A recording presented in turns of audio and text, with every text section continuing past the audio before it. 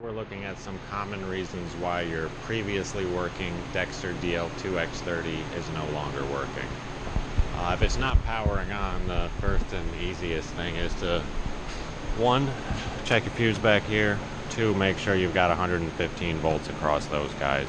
You should have 115 from this one to ground and nothing from this one to ground. 115 from this one to neutral. After that, if you do have power and the machine just won't start, you're going to want to check your door switches in here. First, make sure that they're actually engaging, like your pin isn't bent there. You can hear it click.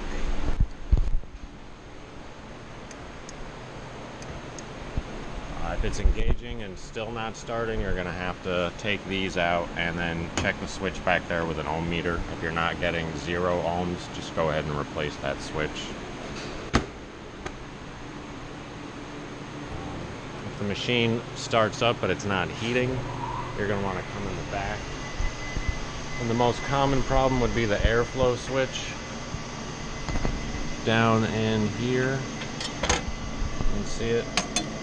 You're going to want to make sure when the machine starts up that it immediately pulls this all the way in. You can hear it click as it engages. Again, you can go ahead and check this with an ohm meter just to verify it's working properly. That's working properly and it still won't start, you're going to want to check your thermistors. You have them under these covers here and under these covers here. Unplug one wire from them and make sure you're getting 0 ohms of resistance across them. After that, you can go ahead and check the igniter box here. The easiest thing would be to swap it out with one in a functioning machine and see if that solves your problem.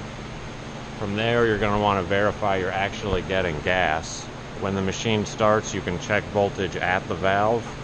They have a rating right here. This one has a 24 volt solenoid, so you should be getting 24 volts back here when the machine's trying to fire. You can also verify you're actually getting flow out of the valves if you can pull the valve back and get your finger across it or put soapy water across the end, you'll see it bubble. Beyond that, if the machine is just not even turning when you start it, like it powers up, you hit start, it clicks, but nothing happens, you're going to want to first just make sure your belts aren't broken, these here. Check your tensioner, make sure that's still tight. Beyond that, you might want to try swapping the motor out with a functioning machine. But those are the most common problems we encounter.